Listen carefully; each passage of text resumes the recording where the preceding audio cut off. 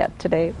Welcome back to BRMC's Healthy Connection, talking with Diane Baker. We've been talking about all about hearing, and one of the questions, what are some of the symptoms of hearing loss, Diane?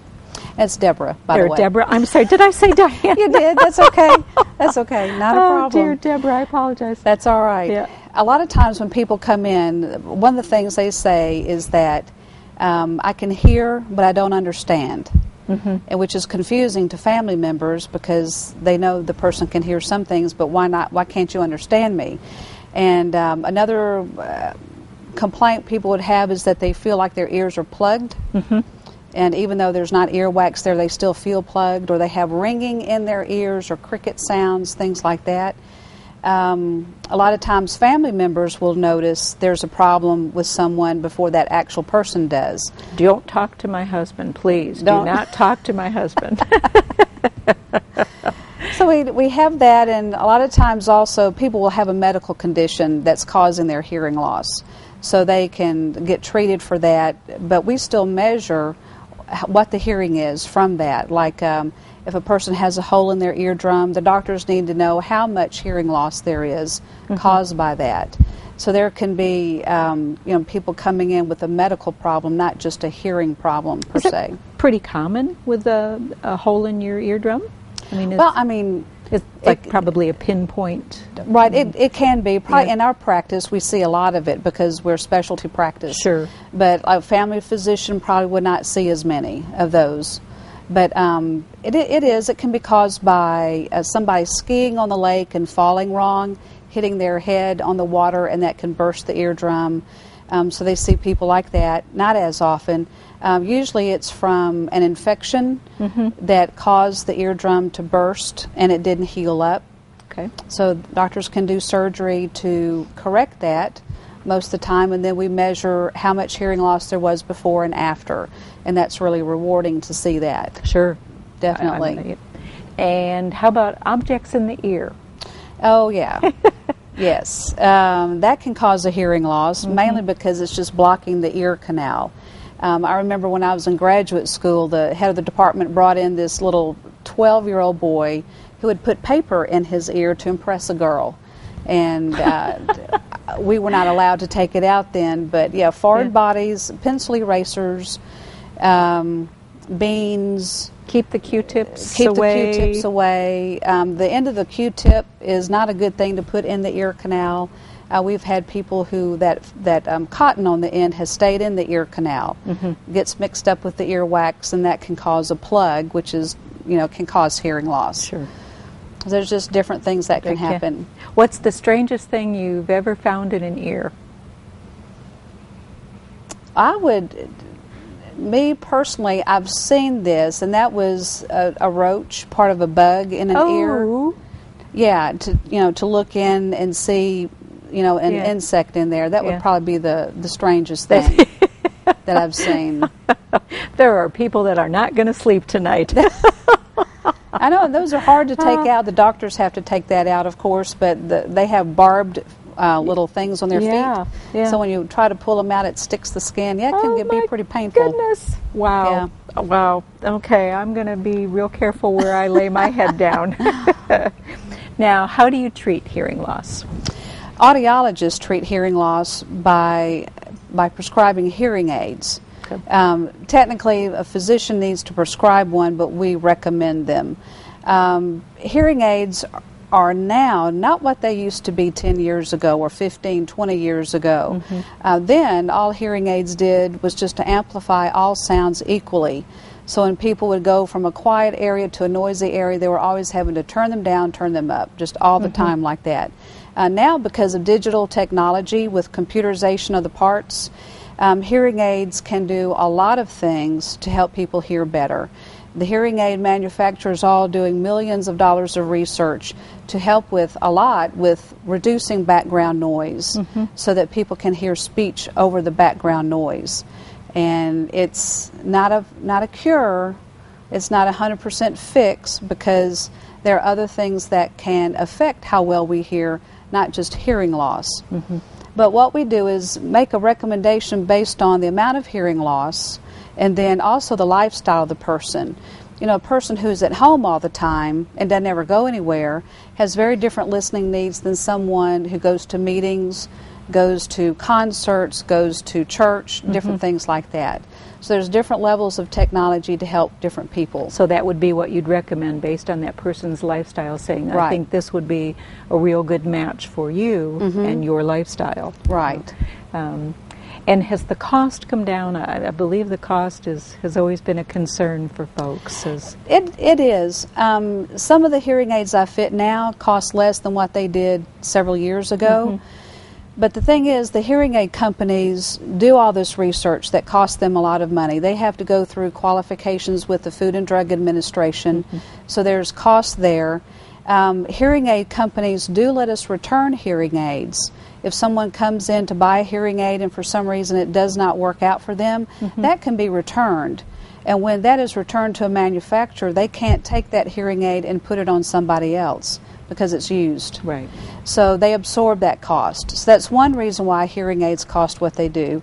The other thing is that the number of parts that are sold for the computer, for the hearing aids, like the amplifiers, speakers, all those little parts, the microphones, are not sold in the quantity that they are like for computers or television sets. Sure. I mean, just a huge number for those.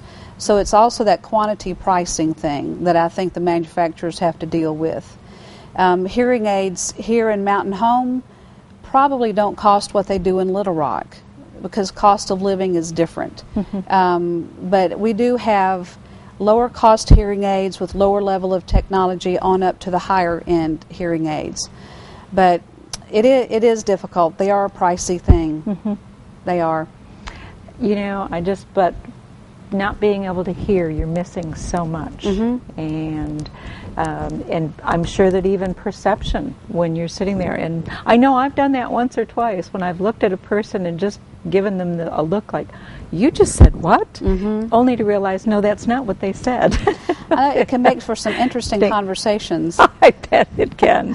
Really can. Some of the things I mentioned a while ago, hearing aids can't take care of everything. A lot of people think that you get a hearing aid and then off you go and everything's wonderful, without realizing that even people with good hearing have difficulties understanding speech at times. Like if you go to some of our local restaurants here who have high levels of music coming through their speakers, my husband, who has a soft voice, I have a hard time understanding him in a loud environment, even though I have good hearing. So if a person like is at home and they have a hearing loss and they have a hearing aid in, but their spouse is talking to them from 2 or 3 rooms away, by the time that voice reaches them, it's gone down in volume and they can't hear so well. Or if they're not sitting there waiting to listen for something coming at them, but they're thinking about something else. Or if someone is standing at the kitchen sink, water running, and their spouse says something to them. All of that has an effect on how well we hear and understand, even with a hearing aid in. I can always remember very fondly when my mom was with us. We used to ask her and say, Mom, are you wearing your hearing aids? Based on her responses or lack thereof to the kids. And she'd say, oh yeah, And then we learned that important thing to ask, Mom, did you turn your hearing aids on? No, honey. 9 times out of 10, she'd never put it on. So, yeah, and that's what we find with people who remember their parents having hearing aids and how they didn't like to wear them. They were in the dresser drawer. Or they complained it made everything too noisy or too loud. And that's why the technology now is so much better. So when I have a patient who comes in and say, well, I remember my parents or my mom or dad had a hearing aid and they never wore it. So, well, things are better now. Give it a try. Do you fit the person then that you have someone come in and it turns out that yes, in fact, a hearing aid would be very beneficial to their quality of life. Once they've made that decision of which type of hearing aid to have and it's fitted, it's fitted to the individual, to their individual ear, then is there something where it can be set so that there's not. I always remember that was maybe from days past as well, where there was a lot of manipulation of the hearing aid, up, down, trying to find. Or we've all probably been out someplace with the old style hearing aids where all of a sudden the person isn't aware of it, but everybody in the room hears that high pitched that squeal. So and that high pitched squeal is something called feedback, and it's a re-amplification of the sound leaking around the hearing aid. So that person's not hearing what they need to hear. That it's the squeal going on. The technology again with that has that reduced greatly, so that's not nearly the problem anymore. Hearing aids also self-adjust quite a bit because they're now made to amplify the softer sounds more than the louder sounds, so there's not the need to turn things up and down. There are some hearing aids that don't have volume controls on them. There are some that do. Okay. Some people like to have control. Yeah, They really do. Yeah. But you can set it then, you can set it, someone can walk out the door and basically as long as they put them in each day, turn them on, they're good to go. They're good to go. They're good to go. And the other great thing about hearing aids now is because the computerization is that if that person's hearing loss gets worse, they don't have to get a new hearing aid. Oh, okay. The hearing aid can be reprogrammed for their additional hearing loss. We'd retest to see where the hearing level is, put that into the computer, plug the hearing aid in with a cable or wireless now, and then make adjustments to the power of the hearing aid to accommodate more hearing loss. Oh my goodness. Which is great because years ago we had to have this little screwdriver that we would manipulate little controls on the hearing aid. I remember doing this for my mom. Yes, it's very frustrating. Yeah. Very frustrating. So it's a lot better. Oh my goodness. Definitely it has changed. And I hadn't thought of that. What are once you have a hearing loss, do you, as you age, deteriorate right along with it? But not everyone. Not everybody does. Yeah. Like my mother, even at age 80, she had right at normal hearing. And she did well. Other people, there are some conditions, health conditions, that have hearing loss as a contributing factor or as part of it, like diabetes. I was just going to say diabetes would be one. Heart disease. Those types of things can affect also the hearing mechanism. So depending on that, their hearing can deteriorate because of that. Also continued noise exposure. Yeah. Aging process. So it can all just add up.